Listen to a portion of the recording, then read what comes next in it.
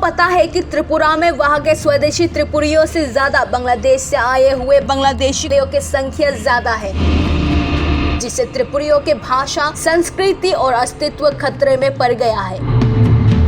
इसी वजह से 1984 में स्वायत्त जिला परिषद प्रदान कर दिया गया था, पर फिर भी इससे मुश्किलें हल नहीं हुई। ऊपर से त्रिपुरी लड़कियों को उन बांग्लादेशी के साथ शादी करके अपना घर बसाते हुए भी देखा गया है, जो त्रिपुरियों की संख्या कम होने का दूसरा कारण है।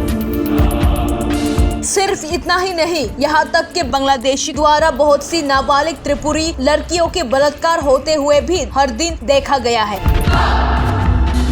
बंगाली लड़के द्वारा सिर्फ त्रिपुरी लड़कियों का रेप, जहां पर त्रिपुरी लड़कों ने कभी ऐसी हरकत बांग्लादेशी लड़कियों के साथ नहीं की। तो क्या ये सोची समझी साजिश नहीं है त्रिपुरियों की पीढ़ी को खत्म करने का?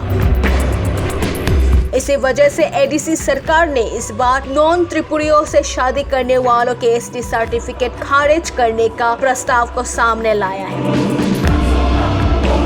नॉन त्रिपुरियों से शादी करने के बाद बहुत सी त्रिपुरी औरतों को घरेलू हिंसा का शिकार होते हुए देखा गया है। उनमें से एक है 43 माइल नाम के गांव में रहने वाली सूर्यलक्ष्मी देबबर्मा के साथ हुई घटना है। शादी के 1 साल बाद से ही सूर्यलक्ष्मी देबबर्मा को उसका पति हिमंत दास बुरी तरह से मारना पीटना शुरू कर दिया था। हर दिन शराब पी के हिमंत दास उसे मारते पीटते थे और घर से बाहर निकालते थे। जब सूर्यलक्ष्मी इन सब से तंग होकर अपनी मायके रहने लगी, तब भी हिमंत दास वहां जाकर उसे मारने की कोशिश करते थे।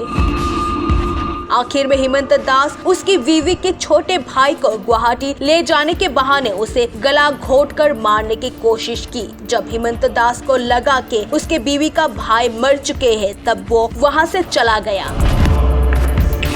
फिर बाद में सूर्यलक्ष्मी के भाई को होश आया और वो फोन पे उसने अपनी बहन सूर्यलक्ष्मी को हिमंत दास के बारे में सब बता दी।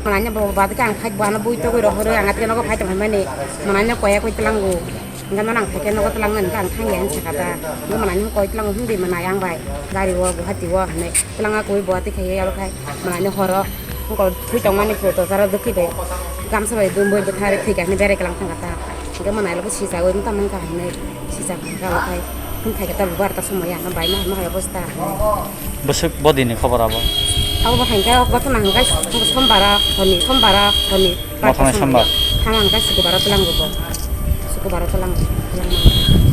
kai tabo nangaro thana abo FIR dekha kya सोचिए और सतर्क रहिए।